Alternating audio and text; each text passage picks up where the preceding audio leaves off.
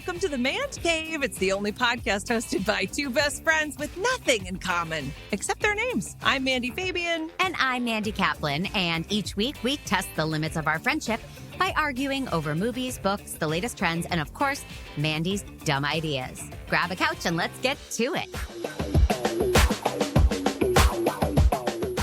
I posted our Squid Game episode on Facebook. Which I thought was a great episode, by the way. I mean, they can't. You're welcome. Fandies can't see it, but I'm patting myself on the back. That was a good one.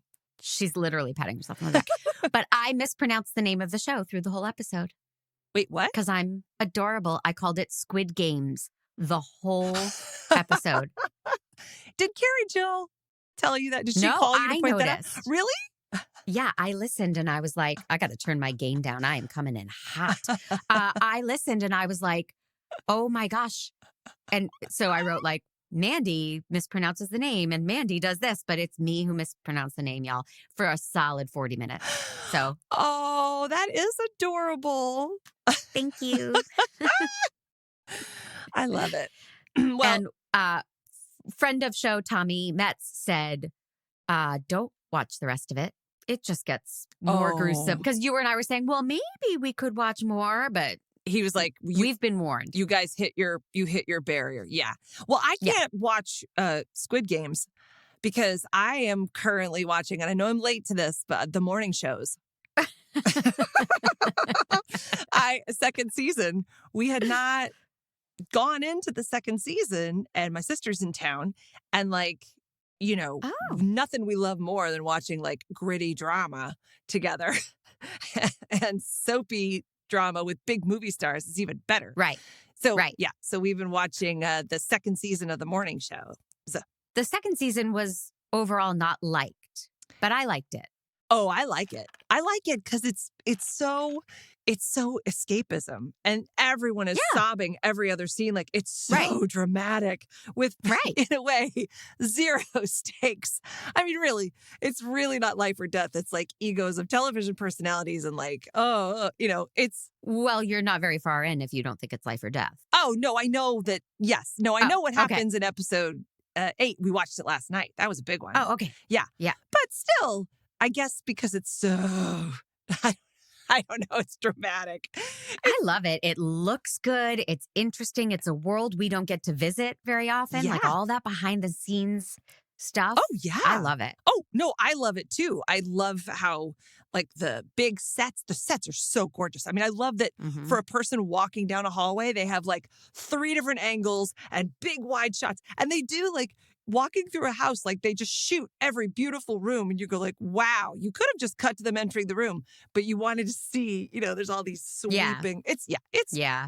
It's really well done. Yeah, it's very, very good. Although I do have a pet peeve. Ooh. And Patrick disagrees with me on this, but I really don't like it when actors are sobbing and there are no tears. Right.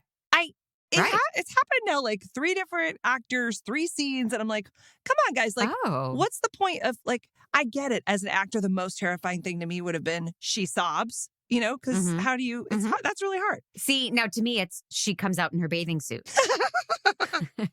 Crying. Which is why the movie we watched was such a trigger, but we'll get there. Because if you're doing a scene in a bathing suit, you can't stop crying. And that's just not, sometimes and it's the people a comedy. looking at me can't stop crying. They can't stop puking. That is not true. Oh, you are far too hard on yourself. And now I want to post pictures of you in a bathing suit just to show how beautiful you are.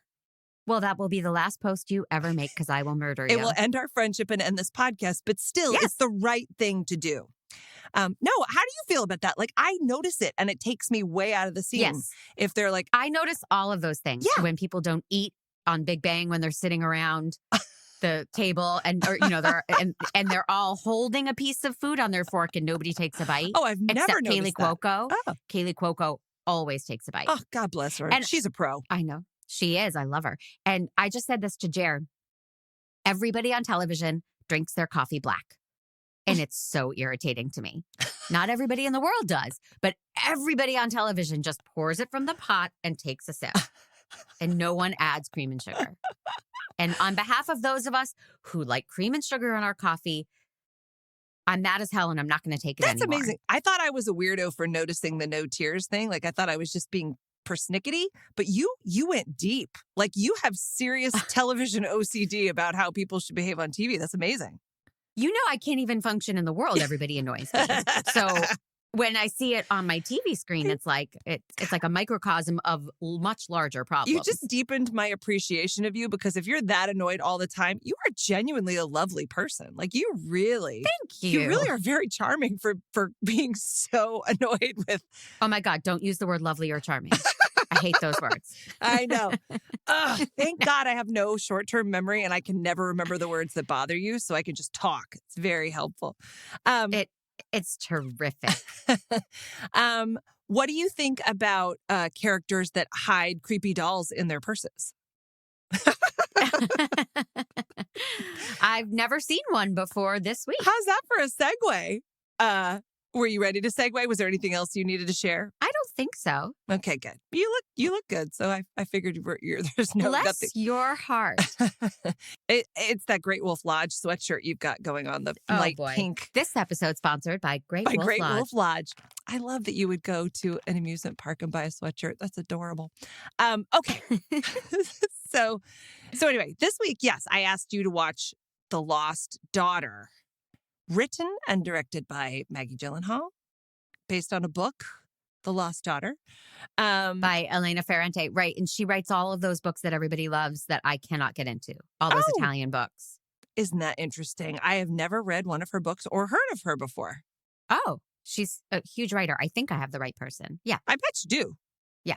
I bet you do. Italian chick lit, and I can't get into it. Yeah, I'm completely, that makes sense. I'm completely like, I just join a book club and then they tell me what to read and then I read it. And I love it. I'm going to give you a solid 40 seconds. Okay. To sum up the movie. Go. Well, I don't even think I need 40 seconds. It is a tortured woman who has very conflicting feelings about motherhood, who goes on a holiday where she is presented with a family that forces her to confront her maternal or non-maternal issues. That's what I would say. It's Olivia Colman. She's remarkable. Completely and totally, but I need to sidebar here. Oh. Are you a fan of the movie The Birdcage?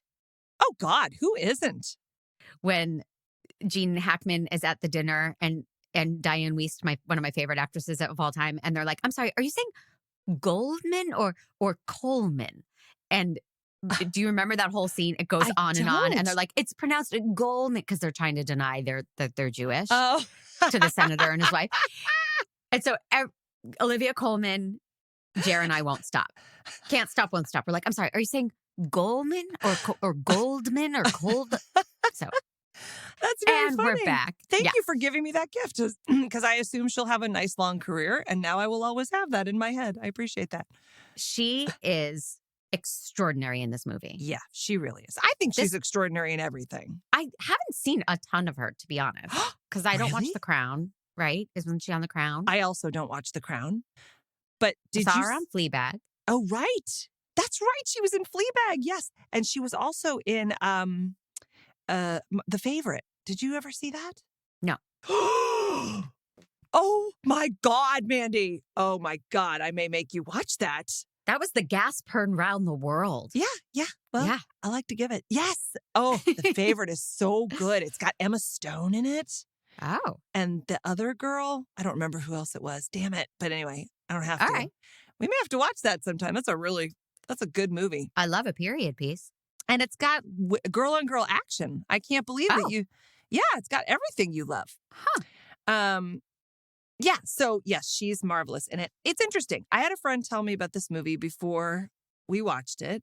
Mm-hmm. And she said, it was beautiful. I was riveted. And yet I said, did you like it? Was it good? And she goes, I can't honestly say. I don't know how to feel about it. Like, I don't know. I don't know how I feel about it yet. Is that your reaction as well? Yeah, a little bit. Like, if I talk about it, then I realize I loved it because I thought it was, as a movie, like cohesive, exquisitely done. But I was like, oh, I don't know how to feel.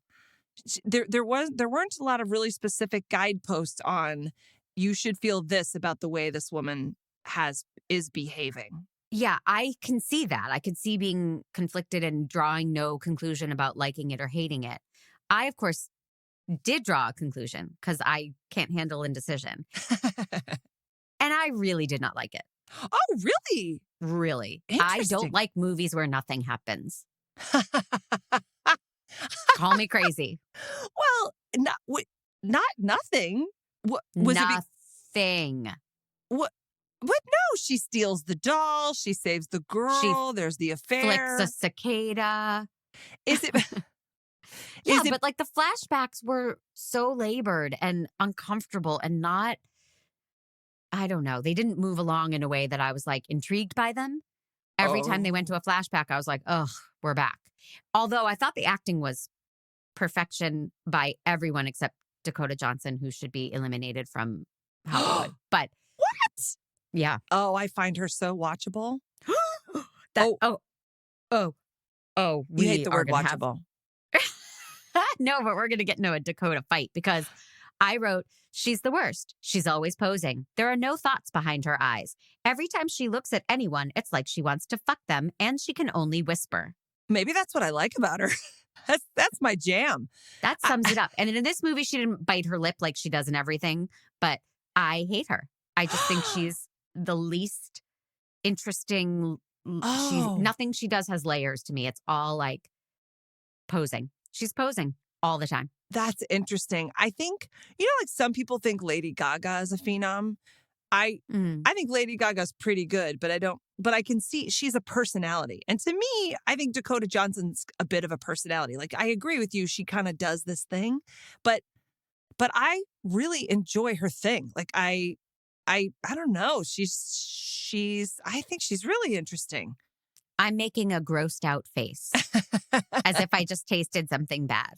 That's what Dakota Johnson does to me. I don't think she was, well, what I was impressed by was I wouldn't have cast her in this part, but she doesn't seem like she's acting to me. She just seems very real. She just seems very present, Ugh. Now, granted, maybe that's what you don't like. Like maybe she's not acting. She's just being, like Olivia Colman. Here's the interesting thing. Now, I had to go back because once we're at the end of the movie, right? Mm-hmm. And you see she has this conversation, a phone conversation with her daughter. Mm-hmm. So you don't know. At the beginning, it feels like what they set up is that she doesn't know where her daughters are, right? What I thought was that one of them died. Yes. They start with that flashback of, where's Bianca? Where's Bianca? Yeah. So I'm like, uh-oh, Bianca died. Yeah. And now she's talking to the other daughter. Yes. Okay. That's what I thought too. And then when someone asks, where are your girls? There's it's actually, here's where I think I want to play a clip really quick. So it's like at minute, I wrote that down. Oh no, it's around 21. It's a very long scene because no, hear me out. He'll know. Poor Pete. No, Pete, you'll know. Because at 1812, there's this scene where she comes and asks her to move her chair. But to your point, it's a lingering long scene. There's a lot of nothing in it. Yes. But then when she asks her to move her chair and she says no, Olivia Colman's character in this very weird, unusual, gets very cold and says, I'm comfortable where I am. And then she comes back and gives the woman who's asked her to move her chair, gives her birthday cake. Mm-hmm. And they talk about her pregnancy. Mm-hmm. And it's a meandering scene, so he really can't play the whole thing. But it's around minute 22 where she says, children are crushing responsibility. Having children are a crushing responsibility. And I thought, well, there's your theme of the movie right there. Mm-hmm.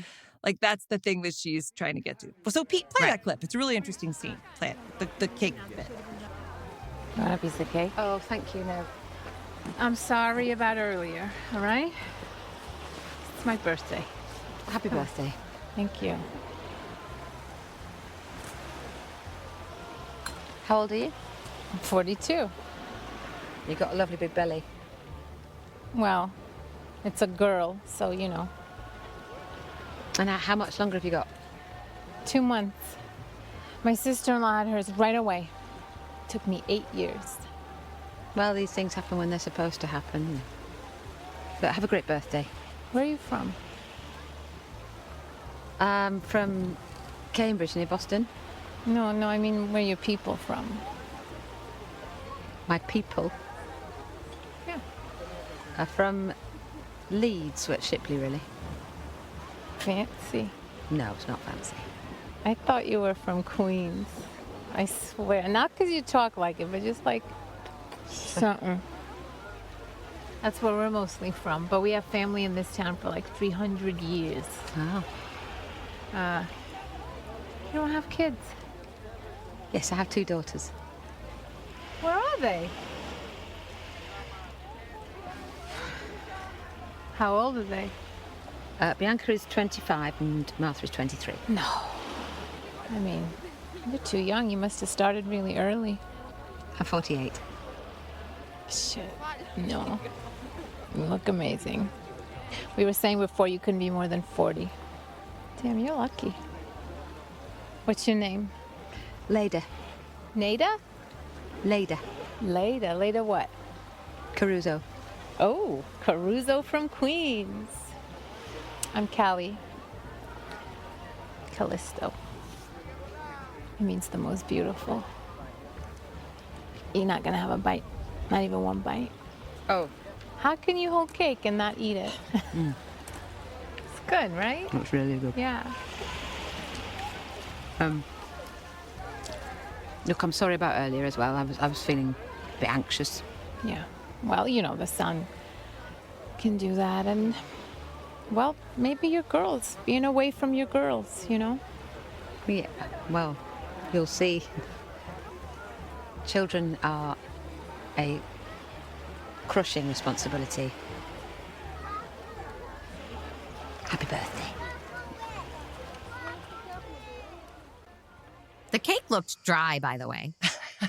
And Olivia Colman won't take a bite because she doesn't like this woman. And the woman's like, eat your cake. How can you be holding cake? You're not eating the cake. I liked that actress. Yeah, she's great. I liked all the acting except for you know who. I love that actress. She's on Succession, and she's also really good on Succession. Oh, cool. And and she just had this article written about her in the New York Times. And she's really interesting. I like her because she's married to Patrick Wilson. And she's been she's like 45 and she hasn't had much of a career, you know, like dribs and drabs. And now she's kind of having a moment. Good for her. I know. I appreciate that. She's a badass. Inspirational story. Yeah. And she's I also. love Patrick Wilson. Yeah. And she's a little bit like, look, I'm not going to act like the other women. I'm not going to do what the other women do. I'm not, you know, she's very like, she's going to Frances McDormand that shit. It's a verb now. I love that. We should say her name out loud. Yeah, we should. I got to look that up. I want to say her first name is Dagmar. Let me text Joanne real quick. Yep.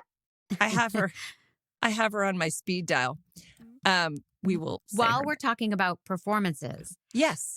Olivia Colman is so riveting and she's always on the verge. You don't know whether she's going to fly into a rage or melt into tears at all times in this movie. Yeah. She's just buzzing with those two things at the ready. And it's a fascinating performance. It's a really, Jer called it a masterclass or a masterpiece. It is. She's a really special talent. And if you go back and see the beginning of the movie, you know, like, because I went back to go sort of feel some things out. I needed to recheck what she said to that first daughter because I was confused about the facts.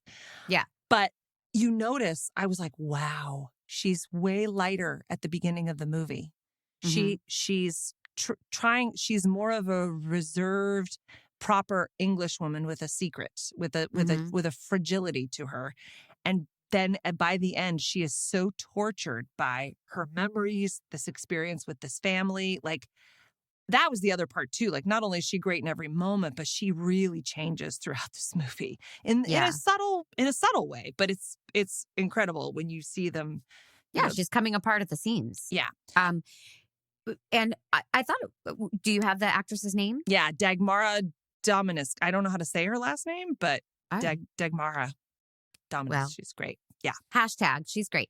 In terms of Olivia Colman, she was really riveting, but the character, like, it seems like she went to face all her triggers. Like, she goes to the beach where she apparently lost one of her daughters at some point, and she's eating the same ice cream cone she ate in that scene.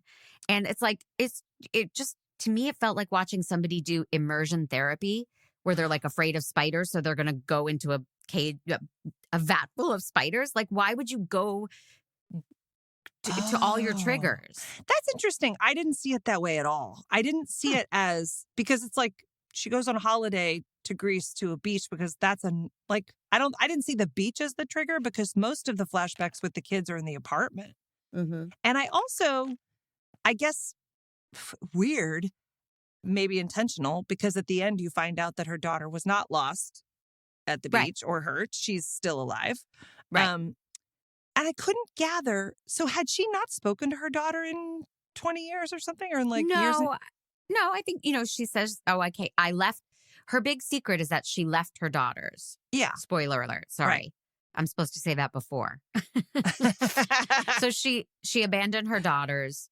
But the title is called The Lost Daughter. So I feel like you didn't really spoil anything. Okay. Well, Jared had a revelation after that, like Olivia Colman is the lost daughter because she was talking about her mother. And it was so, everything was hinted at. Maybe I need more spoon feeding. Maybe I'm not intelligent and dark enough to keep up with it. I just was like bored and I just kept waiting for something to happen. And in the story, this family on the beach is annoying her. The little girl gets lost in that family. So there's so many lost daughters, which is so stupid. And Olivia Colman finds the little girl, returns her to the family, but steals her precious doll. And that's the whole movie right there. Yeah. Steals her precious doll and then is like weirdly hanging on to the doll and trying to restore the doll and buying doll clothes for the doll. It's all weird. It is but weird. Nothing happens. Well, what happens is this woman is trying to reconcile the fact that she was never maternal. Like, that's what I got from the movie, is watching her struggle with wanting to care for her kids, but not having one urge in her body that really wanted to be a mother. She wanted to have sex. She wanted to speak Italian. She wanted to eat great food and get drunk. And you see that. Like, I thought it was very notable watching her in the dancing scene, right? When she's gets into the Bon Jovi song and you see her become her younger self, where that's who she wants to be, swirling, eyes closed, kind of almost touching herself on a dance floor. Like, I thought that was such so indicative of like, this is who she's, edgy and dark, and she's not a mom. And yet she had children, and then she was suffering from depression and feeling trapped the whole time, which I can relate to. Absolutely. I mean, I think we all can to some degree. Yes, moments. We have like moments of going, you have a bad day. Yeah. Right. Yeah. Well, now we've reached the part of our show where I shamelessly plug another project I've done. I narrated a book called Regretting Motherhood, and it's actually a well-known book. Whoa. It's on audible.com if you want to hear it for yourself. Did you write it? I had Casey write it. Oh, good. Yeah. Co-written. It was a fascinating book, and it was a study in an Israeli study where they interviewed dozens of women who became mothers, and I think a few who didn't become them, and talked about how I am not maternal and I felt trapped and I don't feel this. I love my child, but I don't feel these instincts to raise the child. And I found it scary, fascinating, inspiring. Like, it was just, it's a really well done book. I know there is a version you can physically read, but please don't read it. Please go to audible.com and listen to my voice. It was interesting. Well, I think it's so funny then that you didn't like this movie, because I feel like that's what this whole movie was about, was her.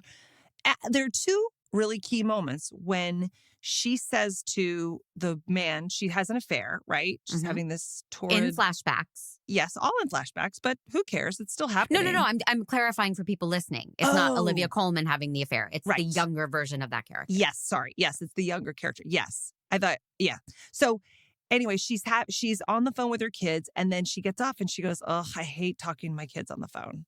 Mm-hmm. And he's like, "What?" She goes, "They hate it too." And she kind of smiles in this way. And to me, that moment is her confessing, I don't always love this. And he says, "Don't say that." And you see her shut down because she's now said the unspeakable. Right. She's not supposed to feel that. She's not supposed to say that. And it happens again later with Dakota Johnson's character when she says, like, I wasn't really I forget what she says, but she's like, you didn't. Well, this is the clip that I wanted to Great. play. So, Pete, if you could play 48:02 up to almost 49 minutes. How high was the temperature? Barely 100. She's okay. She's okay. Okay. You want to let Mama put you down for a second? Come on. Yeah, let Mama put you down. Come on. Stop. Stop it. Enough. Stop. Enough. Stop acting like this. Let me Fuck.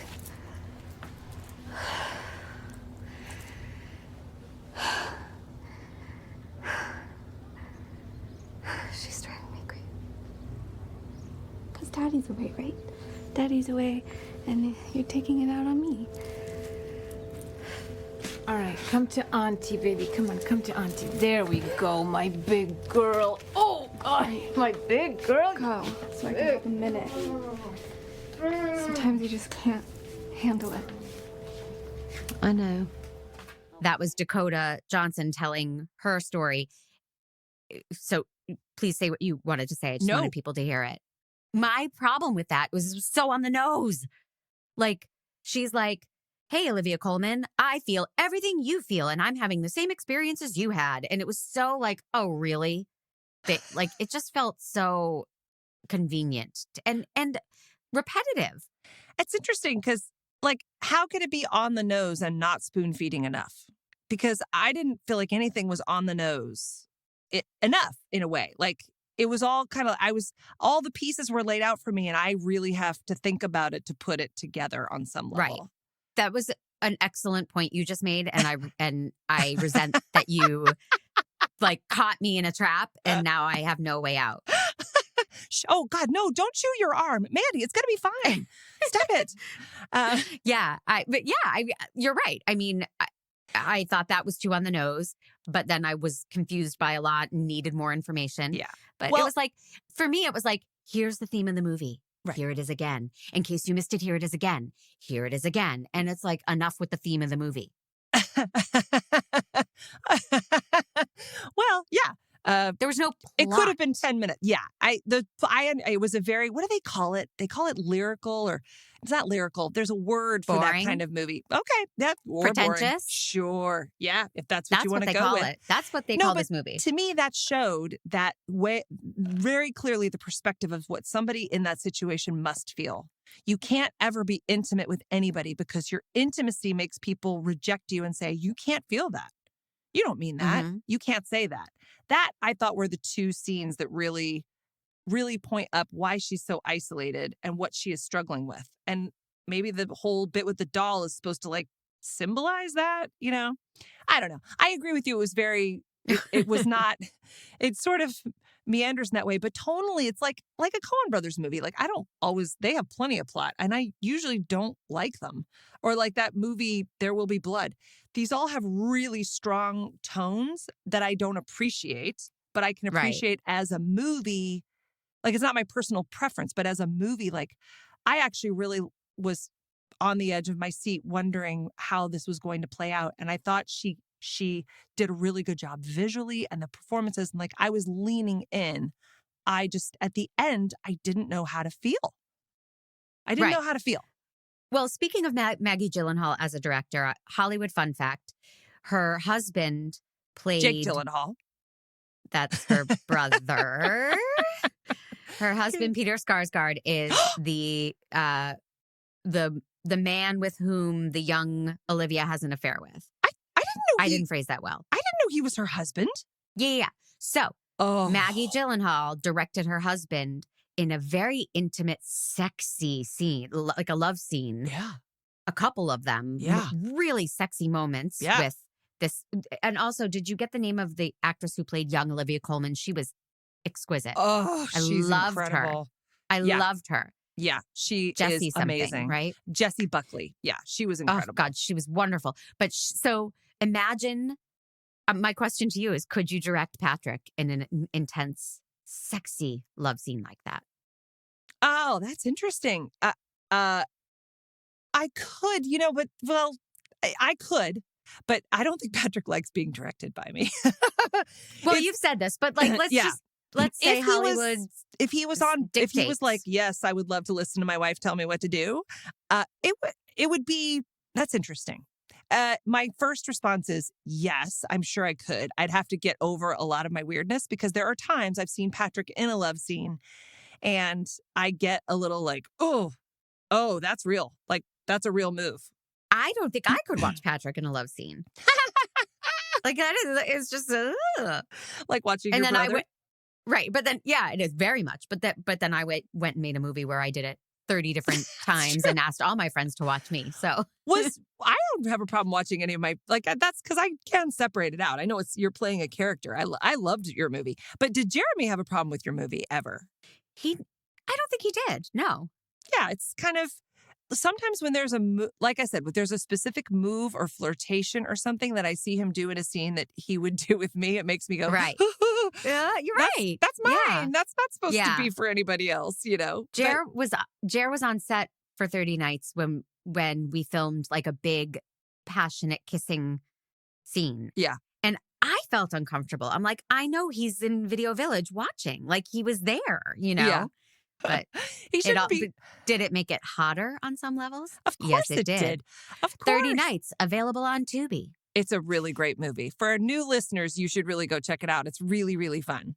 What other projects can I plug? I don't know. You're on a roll today. I know. Thank you, Maggie Gyllenhaal, for giving us a platform for Mandy Kaplan-Clavens. I am the lost daughter. And here's what I'll say. Like, I wonder how Jeremy responded, because what I noticed about you when you were doing your movie, of course, you were so happy. You were like giddy, but you were also getting to do these really fun, stupid sex scenes, which, you know, that's fun. I mean, that's got to be fun for anybody. You can't fault them. It was. No.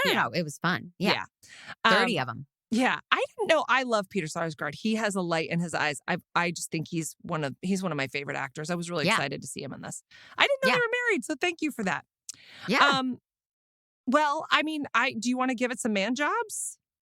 Always. Except I wanted to say, I wrote down, this is like a classy, pretentious girl in the window of the train across the street in the house. Like nothing was really happening, but she was. No. But it was. I disagree. I disagree because that movie to me was all like bad plot. Like it was trying to be plot driven, but I didn't think it had the performances or the depth of character or connection to sustain it. Like this wasn't a lot of plot, but I got that something emotional was going on. I was just trying to unpack it. Do you know what like I thought this was a very emotional on their part. Right. Movie. Yeah. No, it was. It just didn't resonate with me. Yeah. Yeah. And I would still bone Ed Harris all day, every day. Okay, that's my last. Still? He is so sexy. Oh, wow. He does not do it for me. I would bone Peter Sarsgaard. I'd even bone the young kid that played Will, Paul Mescal. Mm-hmm. He was interesting. Mm-hmm. You know what? I would bone all of them. Dakota Johnson, I would absolutely. Well, if you ever meet her, she's going to look at you like she wants to fuck you and off to the races. I think that's why I like her. She's going to bite her lip and pout at you. Ugh. Yeah. Oh, you're going to hate my friend. Don't ever see that. But I saw it. I cried a lot. Really good acting. Okay. Enough. How many man jobs would you give it? 2. Because we're experts in the movie. 2 for the performances. Performances are incredible. Ed Harris is wonderful. They're all great except you know who. I would give it 4. Wow. Yeah, I thought it was way better than you did. I really... A real classic Mandcave disagreement. Well, here's what I'll say. If I really don't like a movie, I can't wait for it to be done. Mm-hmm. You know, I'll pause and go get a drink and then come back. Like this one, I was in and I wanted to see how it ended and I was curious. The fact that I was left with a lot of questions, I don't think is a negative on the movie. Like it made me think. I definitely wanted to see it end. So we agree on that. I do have one more question. Sorry. At the end, when she calls her daughter, do you think she's reconciling? Is that a reconciliation moment? What is that? Has she not talked to her daughter? Because she says, I'm not dead. She has. But she says, I'm not dead. Because she hasn't returned their calls in a few days, I think. I think they've been talking. See, that's... She left for 3 years and then she came back and she had to earn their trust and now they have a relationship. But it's not a typical Yeah, she's so tortured by I that is a clarity that I would like to have. Like at the end, that was a bit of a red herring to me. But anyway, there you go.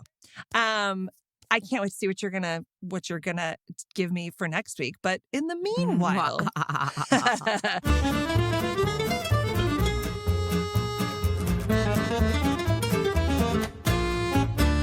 I just want to remind people that Mandcave is a production of True Story FM, great company, engineered by Pete Wright and music by Ian Post.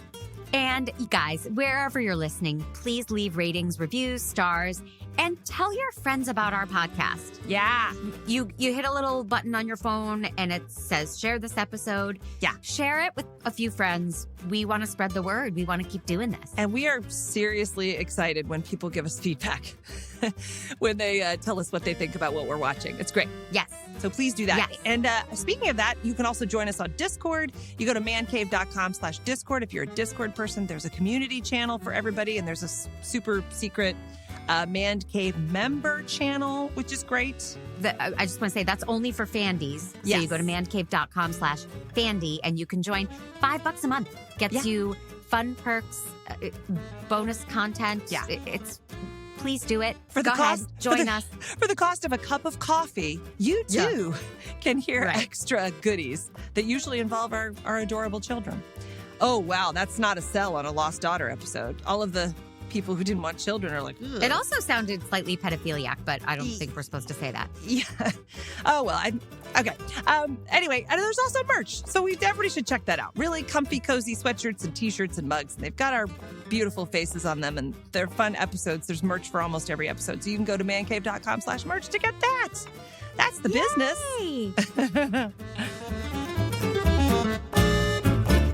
What do you got for me? What game am I going to play? Oh, okay. Well, as you can imagine, because I'm just so good at coming up with games, there's nothing hard at all about finding a game for a lyrical, meandering drama about a conflicted mother.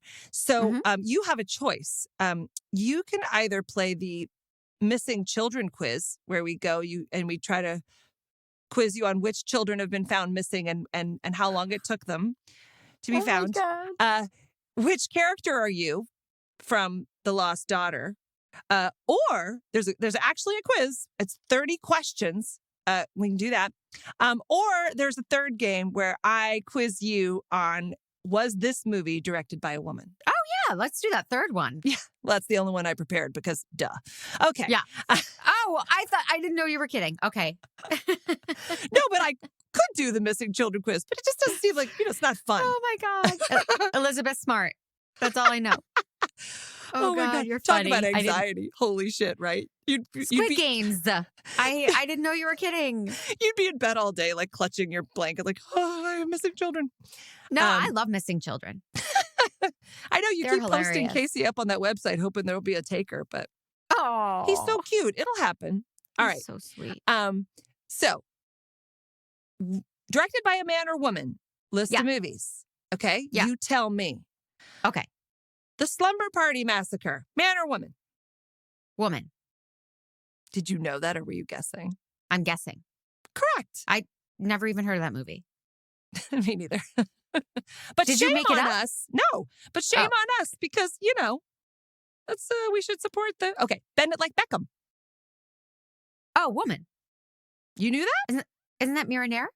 No? Did I make that up? No. Okay. No. But that's a woman. It is a woman. I did not know that. It was done okay. a while ago and it has a name like a guy, which I think is an interesting little trick that some female directors, like the name Mandy, for example. Back in the T.S. Eliot days. What a wicked smart reference, right? Wasn't that? Wow. No, not T.S. Eliot. Oh, God, I did it again. Oh, I'm so embarrassed. No, it's okay. Mill on the Floss. Who wrote Mill on the Floss? Jeez, you're way above my pay grade now. I have no idea. God. Oh, God, I'm so mortified. Okay, Jackass. And I'm not going to, I don't want Pete to cut this because I want the people to know I'm human. Jackass.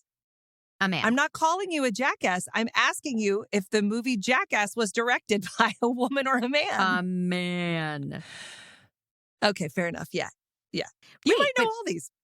Go ahead. George Eliot, Mill on the Floss. That's a woman. And she called herself George. Okay. T.S. Eliot, George Eliot. See why I did that? Okay. Okay, cool. This has been our literary hour. Our fans are just salivating to hear the next literary question answered. Okay, Yentl. Oh, well, Barbara Streisand. I know. That was a gimme, you know. Yeah. Unless maybe there are some people that don't know that she directed that. I don't know. Okay, The Princess Bride. A man.